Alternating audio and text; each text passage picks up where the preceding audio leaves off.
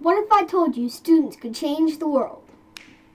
What if I told you that instead of wars or leaders, that an art form could change history? What if I told you that art form was a type of dance? What if I told you a dance form was a turning point in history? What if I told you that dance was step? Stepping, an American art form, is a turning point in history because it promotes unity and pride, which has resulted in overcoming adversity during a time of enslavement in Africa, slavery in America, and segregation in colleges and universities. Step is best explained as body percussion. You become the instrument in step. Step is performed by clapping your hands, tapping your body, or stomping your feet in a rhythmic motion. As stated by historian Jackie Malone and author of Steppin' on the Blues, stepping is one of the most exciting dance forms to evolve in the 20th century. However, few people know the history of stepping. Knowing the rich history of stepping allows you to become connected to the people of the past and will help you discover how step and other forms of percussive dance have been turning points throughout history. One of the origins of stepping is from the Africans and their drums. The Africans used drums to make rhythms along with their hands and sticks. They would often maintain a simple beat that would go on for long periods of time. People often danced to these repetitive beats. The drums were a very strong part of the African culture. Drumming was used to communicate with other villages about important events that happened, like marriages or births. In some places, each family had their own drum beat that was passed down through the generations. As African slaves were brought to the United States, they brought their drum beats with them and used them to communicate with other slaves. When slave owners discovered that the drums were being used for communication, drums were banned. The African American slaves did not stop. They began to use their bodies as percussive instruments. They also used sticks to beat on the ground, and while in church, they banged the sticks on the floor and the stomped their feet, making the entire church building an instrument. Some of their dances were the juba, the hambone, and the rain dance. The slaves also used their dances to communicate secretly about the Underground Railroad. Stepping has its roots in Africa and was influenced by the African American slaves, but was created by African American college students in the United States. In 1906, the first African American fraternity was formed by 7 African American men, known as the Seven Jewels, who were attending Cornell University, a primarily white university. The African American college students needed a family because they were often humiliated, called names, and treated differently in classrooms because of their skin color. The fraternity Alpha Phi Alpha gave that to them.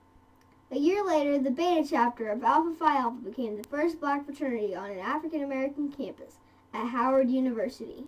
The earliest written reference of stepping appeared in Howard University's student newspaper, The Hilltop, in November of 1925. The article describes fraternity pledges dancing to the pipes of Pan, or music only they could hear. During the 1940s and the 1950s, stepping occurred in lines as they sang, marched, or chanted. During the 1960s and 1970s, stepping occurred in circles, sometimes around a tree or statue. The first indoor step show was recorded in 1965. The first competitive Greek homecoming show was in 1976. The fraternities and sororities used African rhythms, parts of African American slave dances, and added some jazz, hip-hop, military marches from World War II, and ballet to create what it is today. Each sorority or fraternity had its own style of stepping. Some groups chanted while they danced. Other groups had more hip-hop components. Some used more body percussion, and a few groups used canes in their performances. Stepping became a form of initiation into fraternities and sororities, or pledging. It was a way for African American students to unite and show pride in their organization and support each other during a time of segregation. In order to be involved in stepping, the students needed to keep a high GPA and be enrolled in a 4-year college or university. Fraternities and sororities often promoted social change and encouraged community service. Many of the civil rights leaders have been involved in fraternities and sororities. For example, Thurgood Marshall, the first African American Supreme Court Justice, and Martin Luther King Jr., a leader in civil rights movements, were both members of Alpha Phi Alpha and were likely involved in stepping. Stepping was not the only art form of percussive dance to come out of the African foot dances. Other dance forms which can be considered cousins of step included things like tap dance, jazz, hambone, and gumboot dancing. Around the time when step began in the United States, gumboot dancing began in South Africa. In the 1890s, during the South African gold rush, they did not have enough people for mining, so they had to recruit people from around the world. Most of the recruits were from the northern part of Africa, but there were others from all over. While in the mines, they chanted, danced, and encouraged each other while they were working. While working in the mines, they came up with a language called Fanagalo, which is a mixture of many languages. When the owners of the mines discovered they were being insulted, they banned the workers from talking.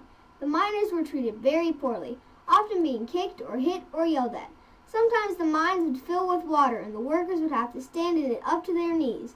The owners decided to give the workers gumboots to withstand the water so they could keep working. The workers then created dancing using their gumboots and coded their dances for communication. The rubber boots, called gumboots, are now a tribute to the miners.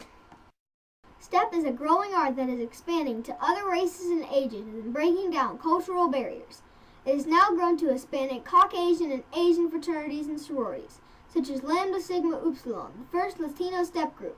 In addition, although it was amidst controversy, the Straight Step Off, which was the first nationwide step competition, was recently won by a Caucasian sorority by the name of Zeta Tau Alpha. Step Africa, a professional step team, has traveled around the world, using step as a way to bring people together. For example, during one of their trips, Step Africa worked together with several different ethnic groups who spoke different languages. At the beginning of the week, each ethnic group gathered in one corner. Step Africa began teaching step, and by the end of the week, even though they couldn't speak the same language, together they had learned an entire step routine, and the different ethnic groups were slapping five and hugging each other. As told to me by Jakari Sherman, the artistic director of Step Africa.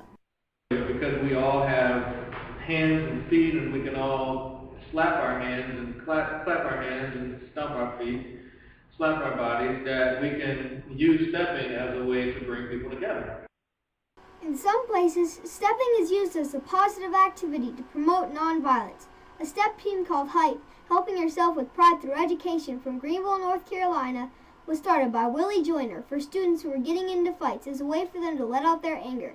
HYPE has expanded to now include middle school along with its high school program and recently won the Disney World Step competition. According to Step Africa, the future of step is exciting. There may be development of a new form of sheet music created just for step. Stepping may become a college major or a highly sought-after career. But the power of step goes much deeper than that, as stated by the tour manager of Step Africa, Brian McCullum.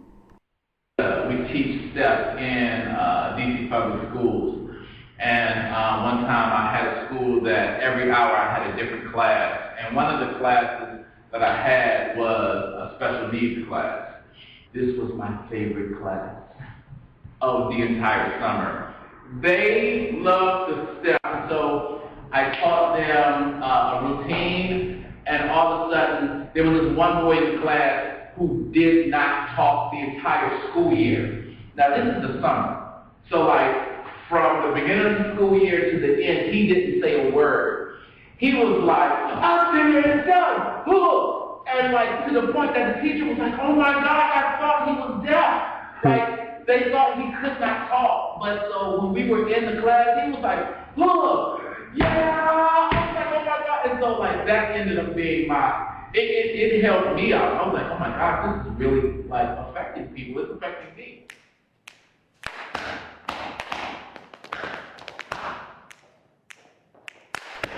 Stepping, an American art form, is a turning point in history because it promotes unity and pride, which has resulted in overcoming adversity.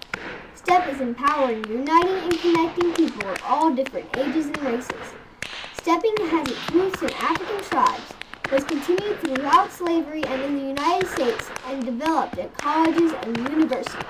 As stated by Jill Nelson, an African-American journalist, stepping is tap dance without tap shoes, James Brown without the music of the JBs, Cab Calloway's sans piano, a marching band without John Philip Sousa. It's jazz, funk, rhythm and blues, and rap without instruments. Step is lean and mean. The music comes from a synchronized interplay of hands and feet, from chants and hollers. It is a way to make music using the body as an instrument. By stepping, you can experience a rich history and be a part of an exciting future.